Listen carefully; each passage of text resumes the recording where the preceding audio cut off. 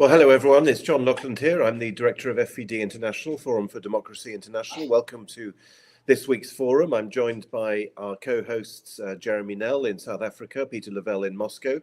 I'm speaking to you this week from Belgrade in Serbia, and I'm delighted to welcome as our main guest Michael Bryant from Florida. Michael, you're going to speak to us about the Spanish flu myth. We've held a number of issues of the forum on medical questions. We've had people like Roman Bystrianik on vaccines. We've held a number of broadcasts on false narratives. And with the title of your own talk today, Michael, you seem to be bringing together these two things. Perhaps you could start by telling us a bit about yourself and how you came to be interested in this extraordinary subject. Sure. My background, recent background, is that I work for the Health Freedom Defense Fund. Leslie Manoogian is the head, the CEO, the founder of that organization, and we focus mainly on health. They focus. The legal side focuses mainly on health freedom issues, and they do quite a bit of litigation on that end. And then for my part, I'm the lead writer and researcher on all sorts of a wide range of health issues. And a big focus of that obviously has been all the issues surrounding the COVID era of the last 4 years, but more deeply, similar to what Roman does, though his is focused almost exclusively on vaccines. I study and research the history of disease, if you will, and so that kind of brings together all sorts of different items related to the medical industry, whether it's policy, economics, these sorts of things. So it's a fairly broad category, I guess I'd say. Michael, and you described. Sorry, Jim. I was just going to say, Michael, you described the Spanish flu as a myth. Yes. What I mean by it being a myth is essentially the way that it is taught, and the sort of catechism of the Spanish flu versus the reality of what happened are quite divergent. And I think one of the things that's interesting to note is most of the narrative that we've come to, the official narrative that we've come to accept about the Spanish flu has been introduced into the public domain retroactively. So if you go, for example, and you say, you know what I'm going to do, I'm going to go back and read, which is part of what I do. You know, we're going to go back and read journals, military diaries from military personnel. We're going to go and so on and so forth from that era, from that specific time, 1918, 1920, and so forth. You'll have a hard time even finding a mention about it. And that to me is kind of fascinating. But then as you're going along and you're researching this and studying it, and you're learning about, you know, how the narrative of the Spanish flu was birthed, you know, you're really mainly reading articles, studies, academic inquiries about the Spanish flu from, you know, the 1930s and the 1940s. So I think we have to ask ourselves, and I know it's a question I ask myself, is why was this scarcely mentioned while it was allegedly occurring? Okay, well, what is the myth then? Because I think, like John Loughlin, in a previous incarnation, I taught undergraduates at the University of California, modern European history. So you're telling me I lied to them on still another topic. Okay. Where are the... Well, I think, John, last time we were on together, we had a guest about midwifing, and we all three admitted that everything we've known in most of our life is untrue. So here we go. Now, Michael, you've done it again. Go ahead. No, I think that's accurate. Everything we've been told is true. I mean, if you walk up to me, and I'm in college, I'm 24 years old, and you ask me, well, what do you know about the Spanish flu? I'm going to recite the same catechism that you recited. So I don't think we need 20 lashes because we both did that. but that was just what we were taught. Now, one very important aspect of this, and it relates to today, and that, for me, the history is only valuable, and learning that history is only valuable if it's relevant to today.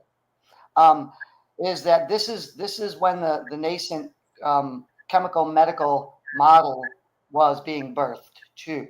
So they're not only gaining control of the medical systems, meaning the medical schools, the medical training, the medical journals, all of these sorts of things, and they're inventing them as well. But they're also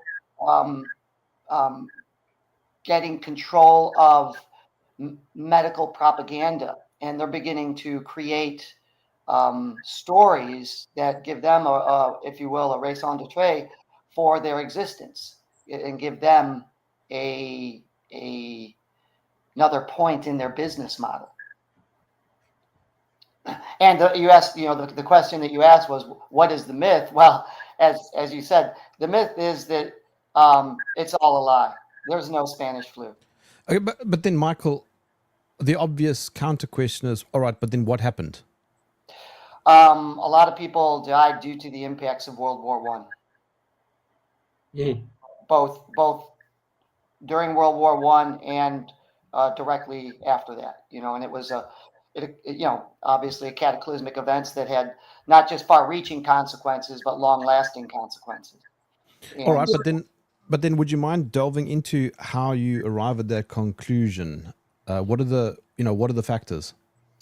So the way I lay out the article, which I think that might be a good way for us to approach this, begins to explain just what you were inquiring about. Okay, so, and to me, when I hear about any disease, any illness, rather than focusing on that disease or illness initially, I ask the question, well, what are the conditions with which those individuals who got that illness are living in?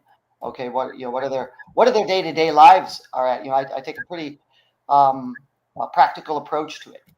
And so here we are in World War II, and I just began looking at, okay, what were the conditions that the individuals were living in? And one of the first conditions that I bring to the attention of the reader has to do with just the environment that they were living in war. I'm going to read just a quote from a British Captain Lehan to start that, and he's talking about trench warfare.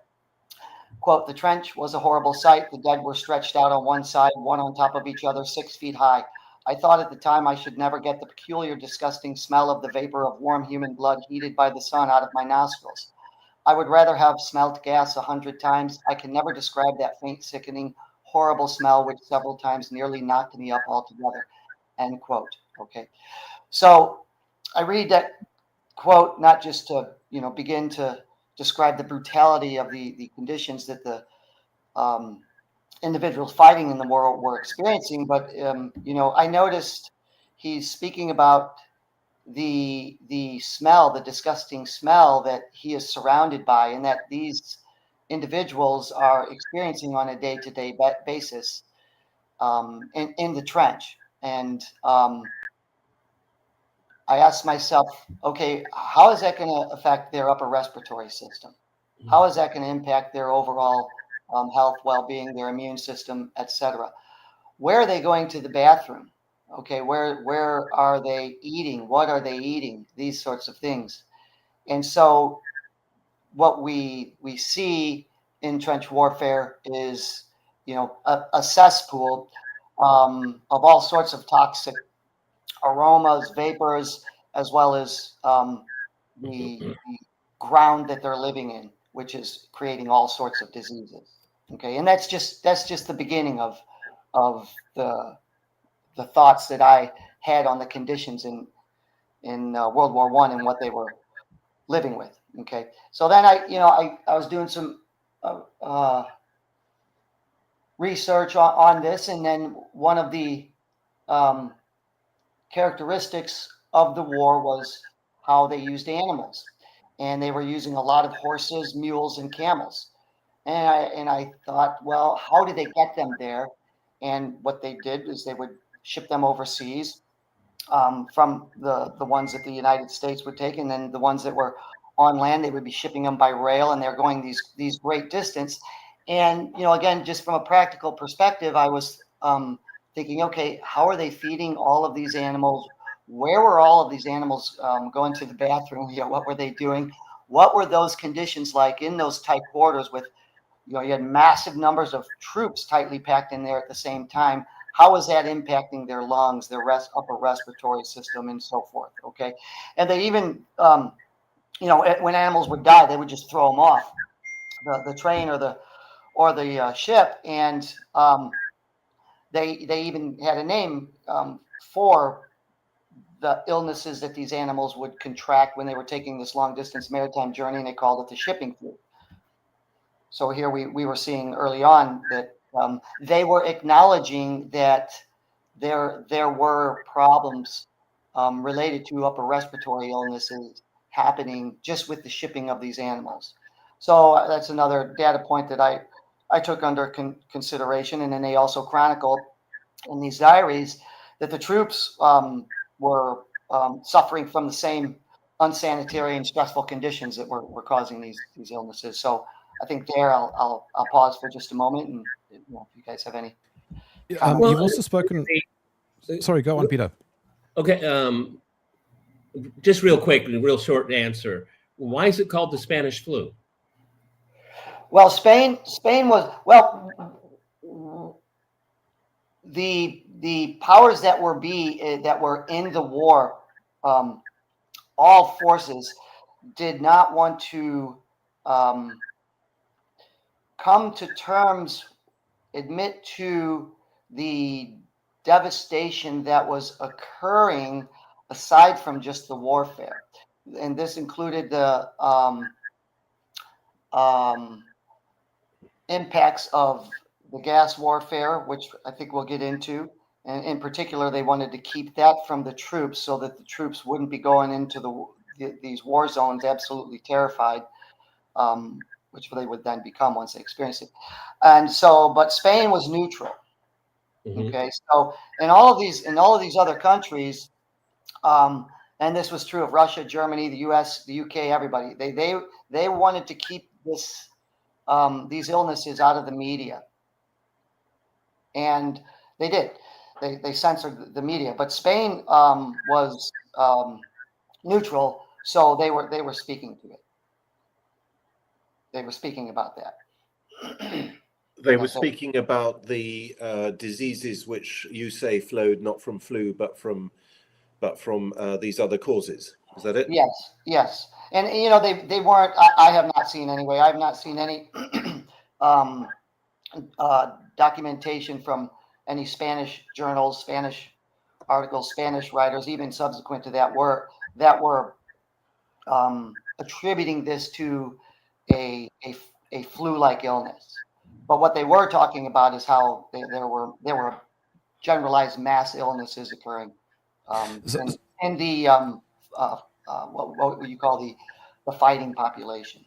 So just to be clear, Michael, so you're saying there was a lot of death, but it would have been attributed to various war situations. And in your article, you mentioned things like chemical warfare.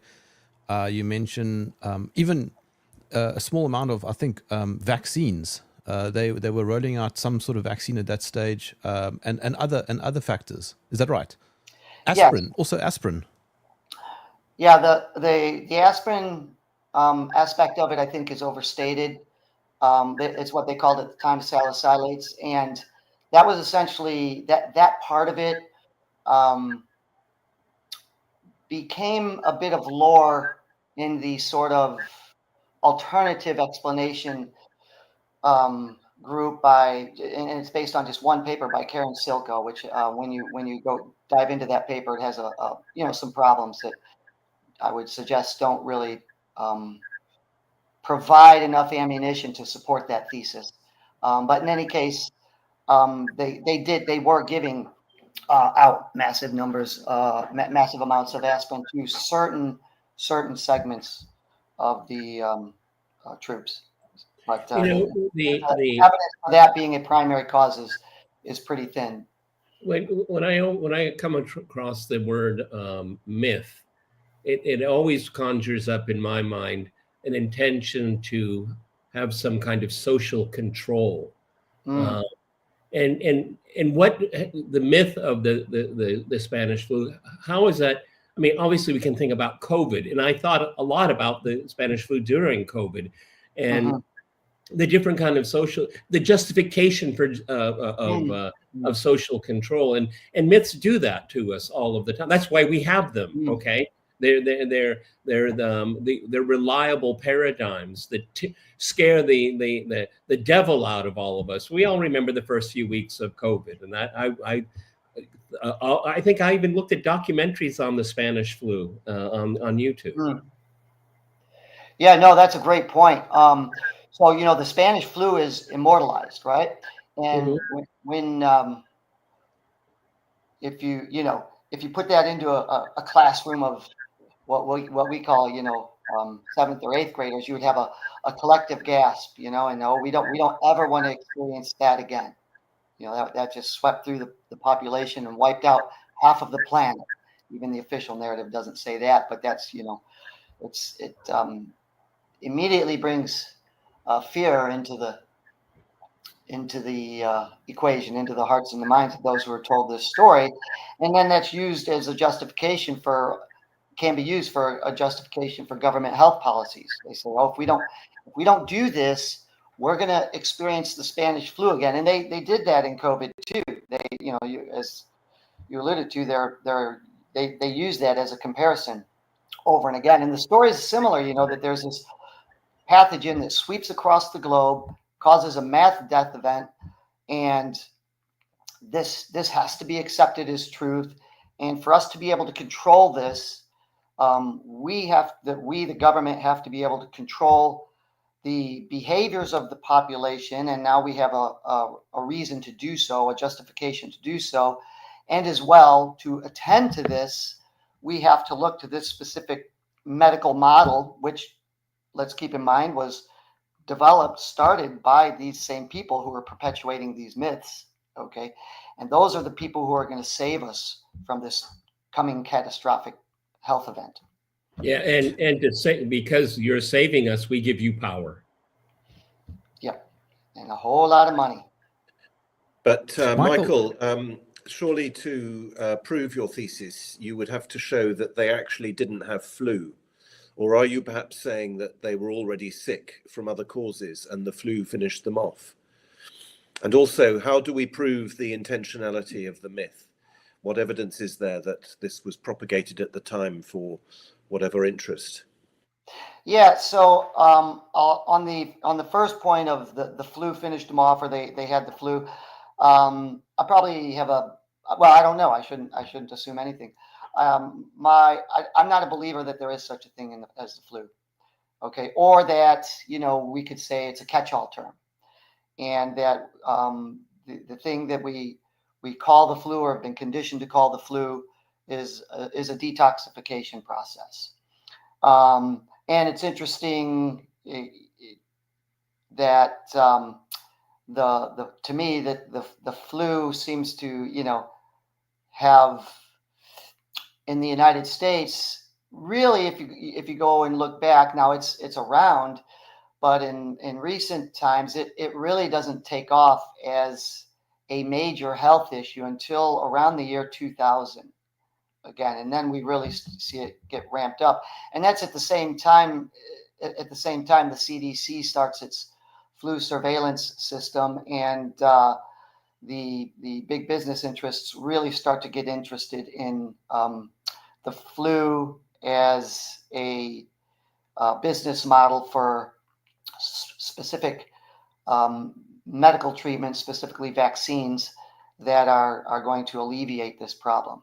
And if you go back and you look at the CDC weekly reports, which I had done leading into COVID, during COVID, all the way back to 2000, you can see, you'll see early on in 2000, 2001, 2002, there's not much flu in the United States. And all of a sudden, it just spikes when they have got they have their products now ready to go to market.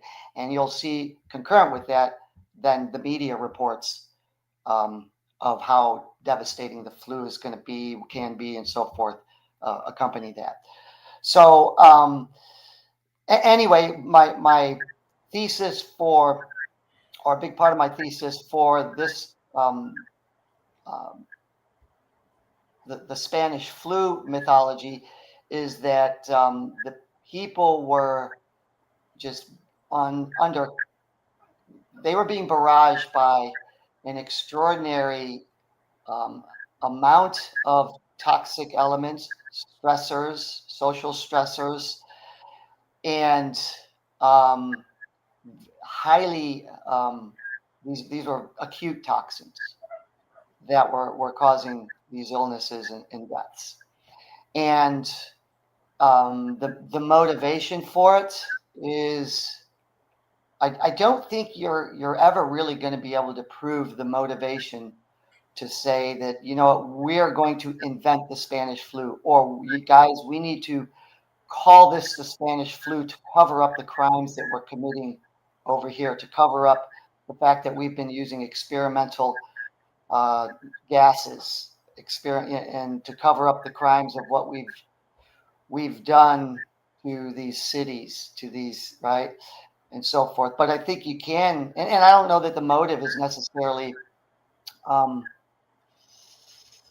a great way for us to unpack the forensic analysis for this. That's Michael, easy to do. I apologize for interrupting. There's another fascinating aspect in your piece, in your research about this, and there was a very specific demographic affected, which I think adds to your thesis. Yes. So the Spanish flu initially. Well, before getting into that, I'll go right into that. I'll just quickly say that one of the distinguishing characteristics of this the Spanish flu, which was nicknamed the blue flu, was the fact that these individuals, one of the symptoms that was cited in the literature was that these individuals were getting this bluish gray discoloration on their skin. Their lungs were filling up with the fluid, and their skin's turning bluish gray, grayish blue.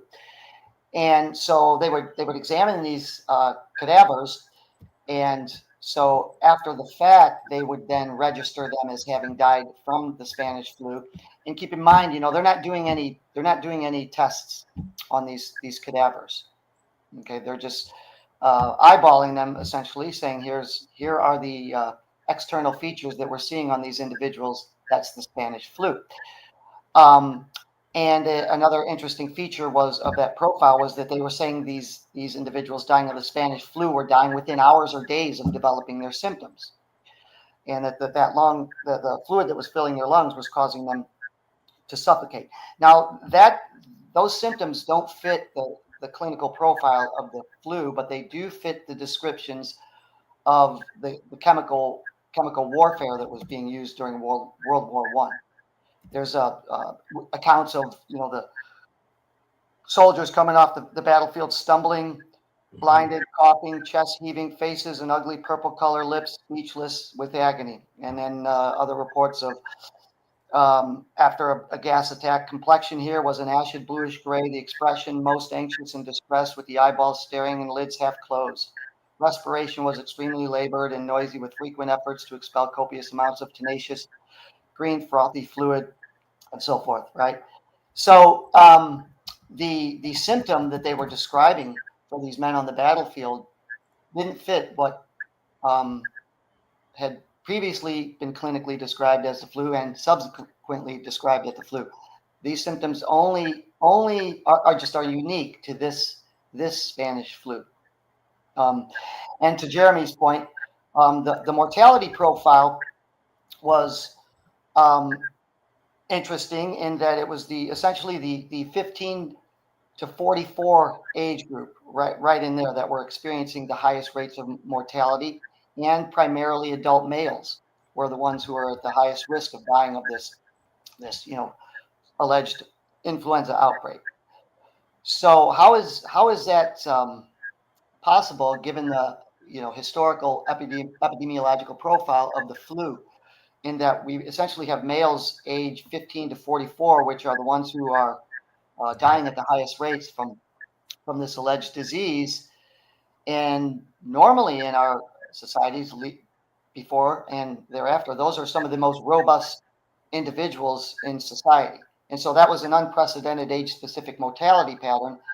And it just so happens that those were the age groups that were the men who were on the battlefield. Another Yeah. interesting, Go ahead, sorry, Jeremy. another interesting piece of the puzzle, Michael, is the Rosenau experiment, which a lot of people don't know about, and it's been largely memory hold on the internet. But it was related to the U.S. government, if I remember correctly, public health department or something, in which they wanted Prof. Rosenau to find the cause of the Spanish flu, and he, correct me if I'm wrong, he worked on a few hundred healthy American soldiers and couldn't find anything. Yeah, so I didn't go into that too deeply, though I did just touch upon it. I think there have been some great discussions surrounding that, and those experiments I think would be really interesting to try today, but I don't believe they would allow it. But the study that you're referencing was called Experiments to Determine Mode of Spread of Influenza. And one of the things I thought was interesting to begin with this study is that Milton Rosenau and the others that were leading the experiments, they went into this experiment fully expecting to see the spread of influenza. They were believers that, okay, we're going to do these experiments and we're going to see these pathogens afflict the subjects of our experiment. Okay, and we're gonna see how that is, why that is, and everything. Well, they did the experiment, and they came to find that they couldn't get people sick, and they were conducted. The main ones were conducted at Gallops Island, which is a quarantine station in Boston Harbor. I'll just quote directly from the study, if that's okay. Okay, the experiment began with 100 volunteers from the Navy with no history of influenza. Rosenau was the first to report on the experiments at Gallops Island in November, December 1918. His first volunteers received first one strain and then several strains of Pfeiffer's bacillus by spray and swab into their noses and throats and then into their eyes. When that procedure failed to produce disease, others were inoculated with mixtures of other organisms isolated from the throats and noses of influenza patients. Next, some volunteers received injections of blood from influenza patients. Finally, 13 of the volunteers were taken into an influenza ward and exposed to 10 influenza patients each. Each volunteer was to shake hands with each patient, to talk with him at close range, and to permit him to cough directly into his face. None of the volunteers in these experiments developed influenza. Rosenau was clearly puzzled, and he cautioned against drawing conclusions from negative results. So, as we see when we read those studies, they did everything in the book to prove that these individuals would get sick. There would be a contagious impact from this alleged pathogen, and none of that happened. And then they did a companion study on that at Angel Island in San Francisco, and it produced same results. It's fascinating what you're saying, Michael, but I was going to ask two questions. First of all, you said a moment ago you don't think that flu exists at all, and then you've talked about flu. You've continued to use the word. And Yeah. My second question is, I was going to ask you, when did the narrative begin about Spanish flu? And you seem to have said, correct me if I'm wrong, that the deaths were themselves recorded as flu. But you said at the beginning that when you read accounts of the time, you don't get any mention of flu. So perhaps I've misunderstood your argument. Yeah, no, not at all. That's well, it's good to try to clarify, and I don't think I can actually, nor do I think it can be. The one is that I think with the flu, it's a bit of a matter of nomenclature. I would say for myself, it's next to impossible to hold any discussion of this type without using the language of the official narrative.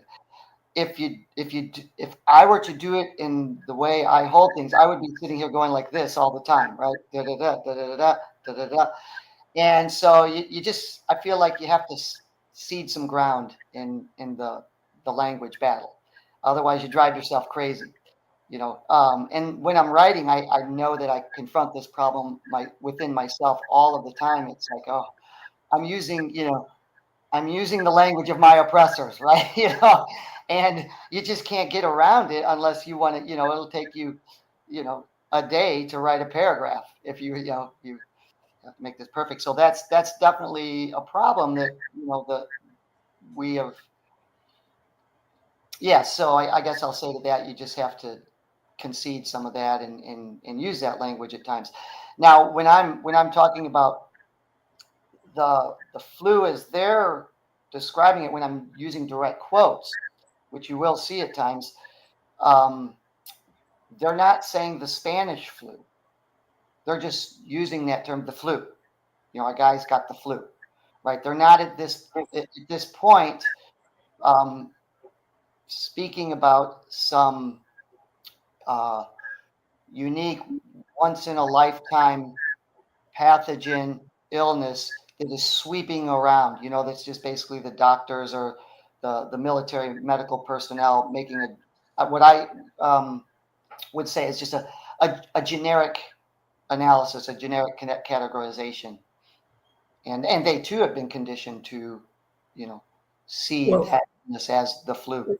When I was my last year of high school, I had a flu. And it was called the Russian flu. And then I remember people talked about the Hong Kong flu. How did we get this paradigm? Is it all from the Spanish flu? Yeah. Well, I wouldn't say just lazy shorthand, Right. Well, why do we have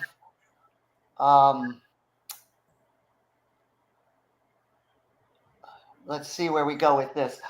Why did a bat and a pangolin mate and give us this nasty virus that came from these dirty alleys where strange exotic Chinese people eat bizarre animals, raw and and all this? Well, my view of that is there are also with the Hong Kong flu, the Russian flu, the Wuhan flu, there are also large financial and geopolitical motives, if you will, that are involved in this. So, and they say, Ebola coming from the dark depths of Africa and, all this sort of stuff. They want to increase the fear factor. They also want to demonize, certain groups, certain countries, certain, we don't hear about the New Jersey flu. We don't hear about the Des Moines, Iowa flu.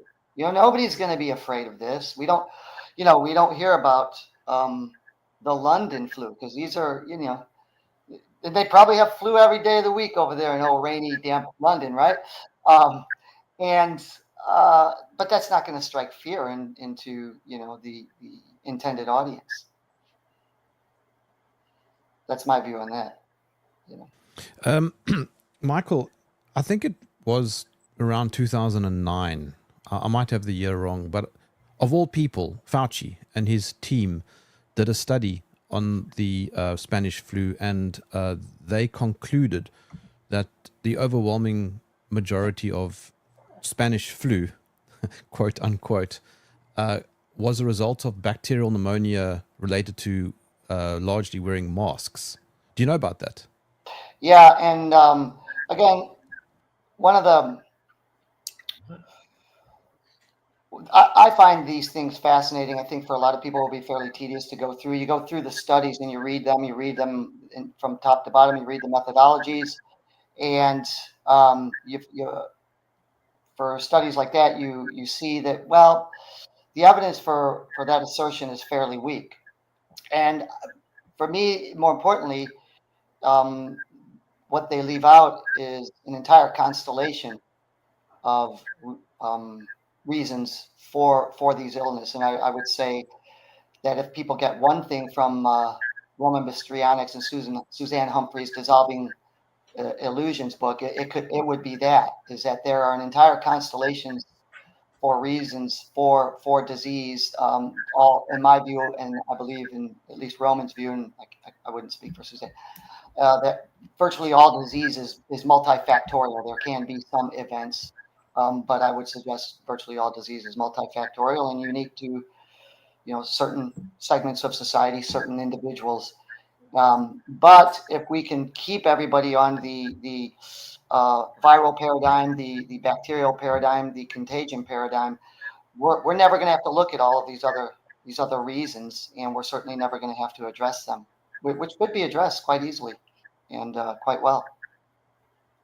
But sorry, Michael, when did the Spanish flu narrative begin? There's no real date on that. There's no real timeline to that. From the literature that I've read, for the most part, you mean the timeline of when they're saying it happened, or the timeline where we're starting to hear about it? The timeline when the myth emerged Of of a single pathogen, which allegedly spread by contagion, but of which you are saying had other causes, namely the results of trench warfare. Or to ask it a little bit differently, I mean, when did it be?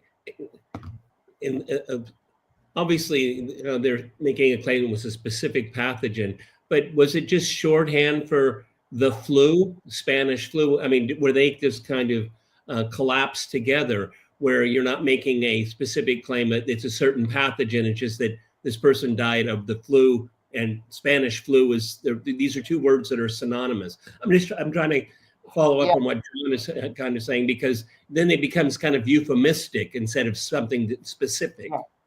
Yeah, I would say that it has become. I don't know if it's euphemistic, but somewhere along those lines in today's discussions around it, both just in the general public and also academically in academic papers and in scientific journals. However, initially it was, and you'll still find it was considered to be a unique flu. It was considered to be a distinct pathogen that was causing this. However, if you go and you look at the medical papers that have made this claim, nobody has substantiated that claim. Mm-hmm. Go ahead, Jeremy.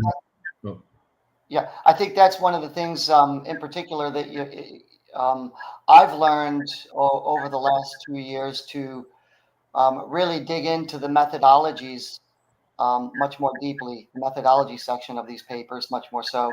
And what you find time and again is the scientific explanations for these alleged diseases is never there, and I mean never. I've looked at so many of these papers, and I'm Michael, not Spanish flu. What can we take away as a lesson from this? Because you made the correlation between the Spanish flu and COVID, and there are very creepy, very, very creepy overlaps or parallels. It's almost as if nobody learned anything. So if there is something to learn, what is it? Yeah, I think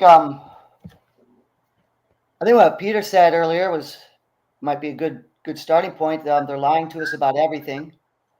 Okay, and it doesn't take that much to unpack those lies.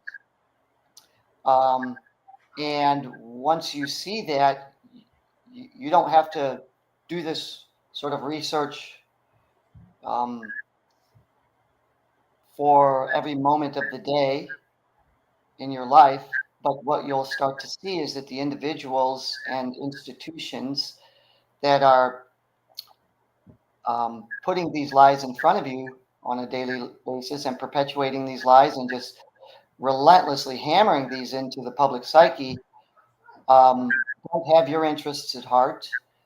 One, they're profiting off of all of this handsomely, and that their interests are not the health and well-being of the citizens. Their interests are in, again, as Peter mentioned, they are interested in control, and they are interested in growing their empire. It's an interesting way of looking at it, because, like, for example, Peter's reaction. Well, I mean, was what I was teaching a lie? And what's so fascinating is we don't want to be on the wrong side of history, and I think that's why we have that sort of knee-jerk reaction, Peter. But in a way, it's quite liberating if what you're saying, Michael, is true, that there was no actual pathogen that spread around the world, but it was the events of World War One. But I'm trying to figure out then, how do we apply that to make our lives better? Yeah, I would say the first thing to do is to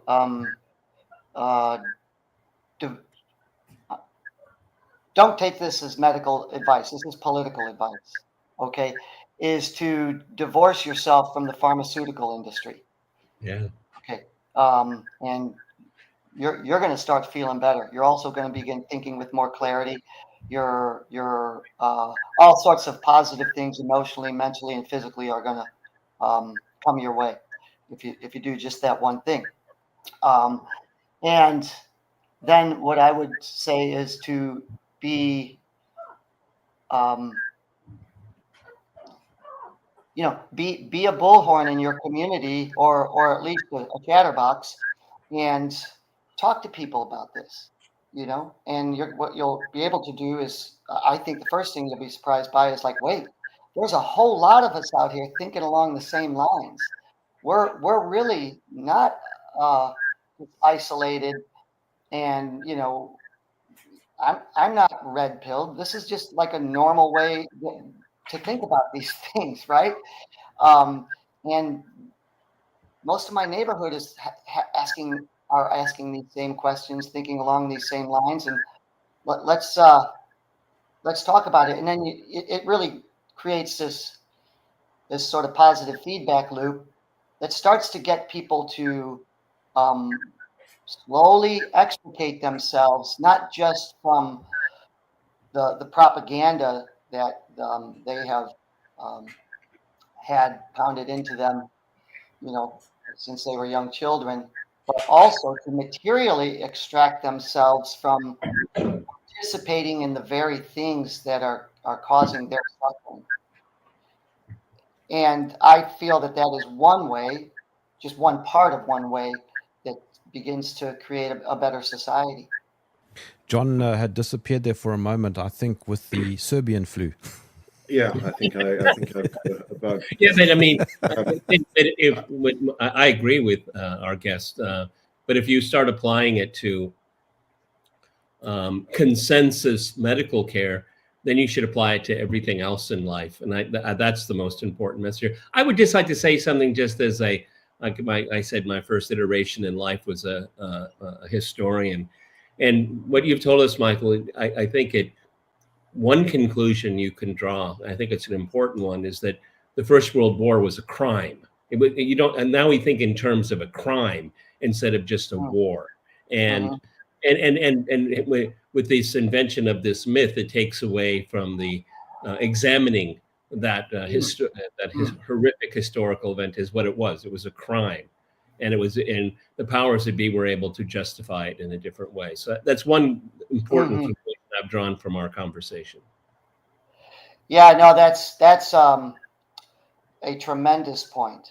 That's really an important point. That is what a lot of these diseases, one of the major things that the invention and perpetuation, if that's a word, of this disease model does and is intended to do to cover up these massive social crimes that are occurring.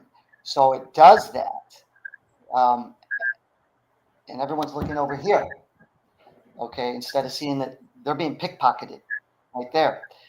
As well, it creates an entire and massive new line of acquisition, a new business model. Early on in the COVID situation, I would say to people, well, looks like we're in for the biggest racketeering operation since World War II. And people be like, what?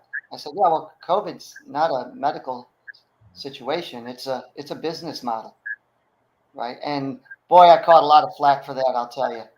I was at a university at the time, big fancy Ivy League university at the time, and that was like shouting into a hurricane. You were just getting, bombastically shouted down for even mentioning something.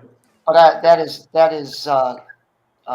the evidence is, I would say, fairly irrefutable that that's what these are. That's what these things are. They are big racketeering operations that accomplished many different lines of acquisition. My view of it is that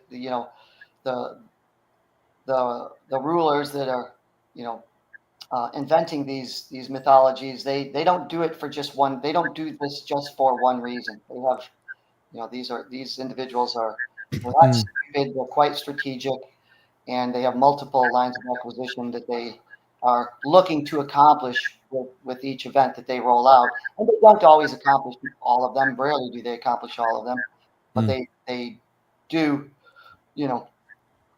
sharpen their blade after that one and then move on to the next one and work off of that template and say we need to improve on this and so forth. Yeah, well, I mean, the COVID example fits very well because they got to leapfrog. This was like a big, historical moment to leapfrog ahead to what social control, using medicine as a political weapon against the population. I mean, they accomplished a lot. I mean, they made a lot of money and they accomplished a lot of their goals when it comes to social control.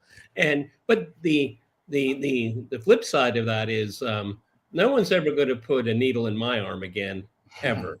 Okay, ever. Yeah, me too. I'll take my chances. Okay, I'll take because I took the jab, and you know what, gentlemen? Every time the flu comes through, I get it. From the age of 5 to 55, I never got sick once. Wow. Once. Wow. And then COVID, I get what I call micro COVID. One day, I am washed out. I mean, I barely can walk the dog. I have to walk the dogs. But if I didn't, I would just languish. Something happened. Yeah. There's an interesting side hustle here, Michael. Both you and Peter kind of referenced the political aspect or the business aspect. Media plays a massive role in manipulating the way we think. And something that you mentioned in your article is the power of the media. Yeah, and there are many different aspects to that.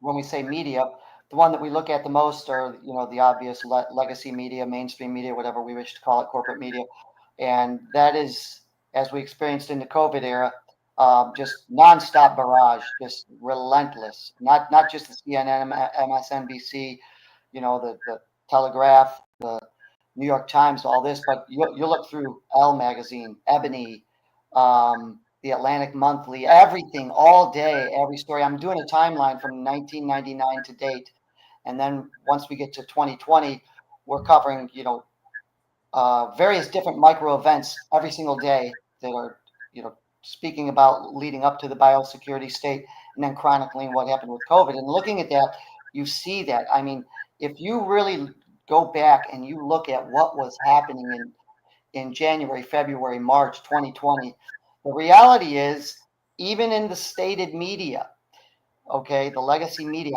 absolutely nothing was happening. Even if you buy into their narrative as far as COVID deaths, COVID cases, and all this sort of thing.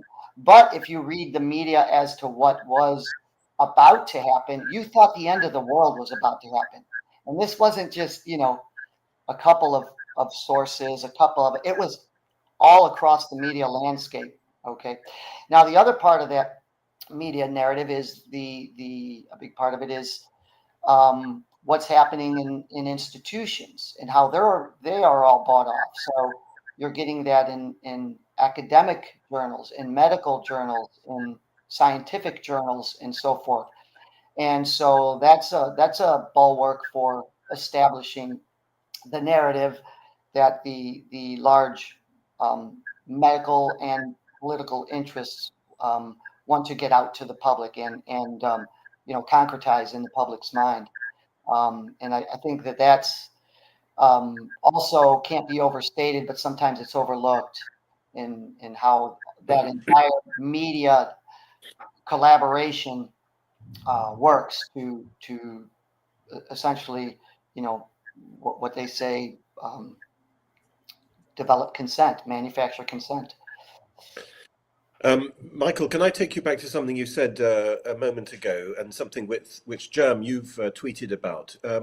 Do I understand you to say that you don't believe in contagious diseases? You mentioned the experiments with flu conducted, if I understood you correctly, in the 1920s. Is it your view that contagion is a myth?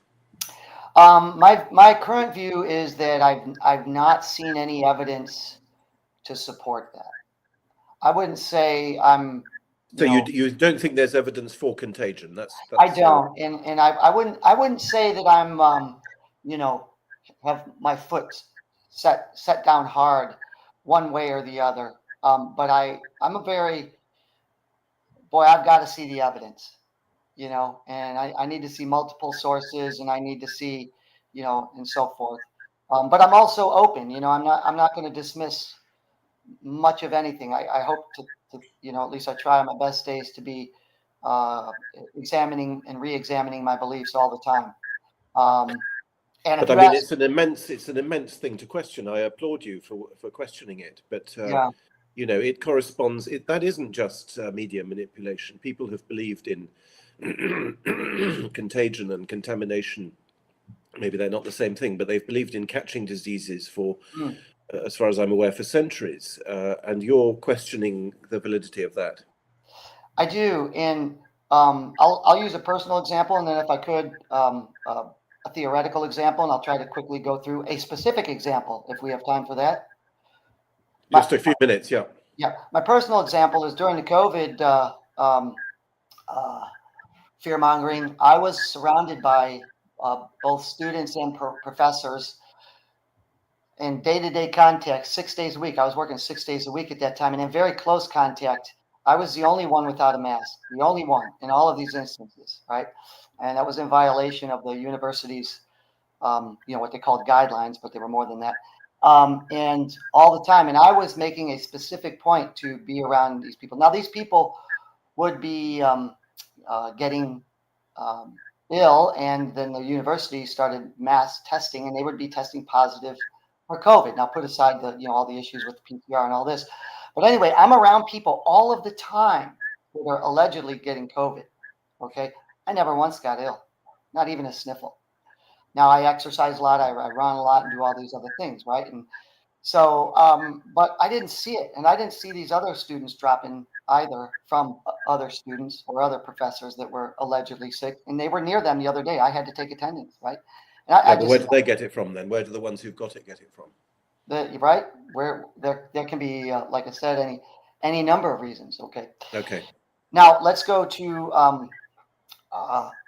we're going to say these kids, these 5-6-year-old kids, are going to their first days of school, or they're going to go to a daycare center for the first time, or whatever. And they all go there. Everything's fine. Then all of a sudden Johnny gets sick, and then all of a sudden a bunch of kids are getting sick, and they're like, "Oh, something's going around." That's what you hear, right? And so my question is, I want to know, have they all changed food that they're eating? Are they all eating different things? Are they all indoors now with forced air coming in at the same time? Are they all in these buildings where there could be some mold behind the walls?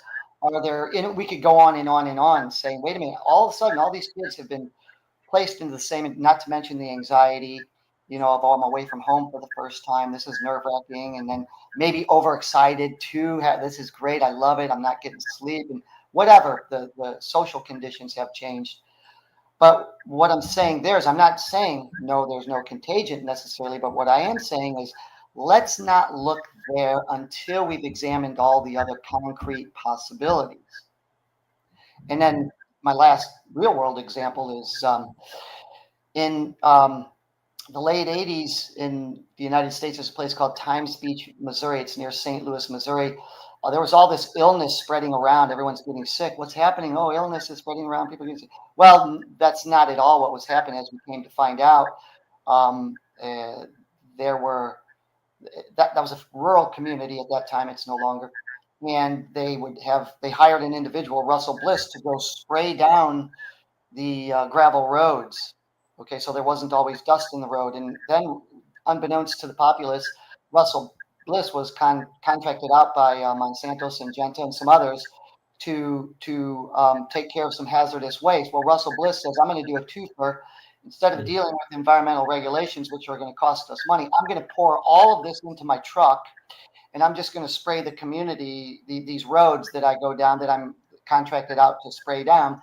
And that's what he did. Well, years later, we find this out, and Times Beach is legendary. Anyone can go look it up. They shut down the whole town. They evacuated everybody because of massive dioxin, and there were other things, massive dioxin contamination. Times Beach was the second most dioxin laden community in the world at the time, in the area in the world at the time. And so I'm from St. Louis at the time. I was wondering, well, what's number one? Saveso, Italy.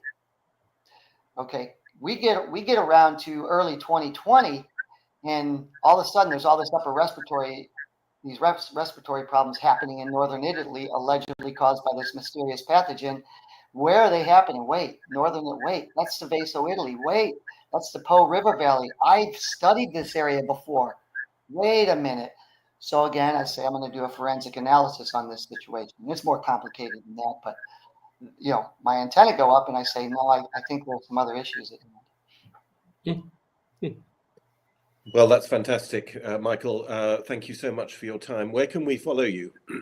Health Freedom Defense Fund is the place to go, and there are a bunch of articles there on all things related to COVID over the last several years. A lot of articles about vaccines, and we're doing a pretty massive article that is, like I said, a timeline-oriented article that's going to do basically a narrative from basically the year 2000 up to date, and hopefully give a clear illustration and a storyline to how we got here and all that was involved. Fabulous. Well, I'm sure our viewers will want, as I do, to look you up and to go into this further. Michael Bryant, thank you very much indeed for giving us your time. Thank you to everyone for joining us, and we look forward to seeing you again next week. All the best. Thank you. Goodbye. Thank you, John, Peter, Jeremy. Appreciate it. Bye.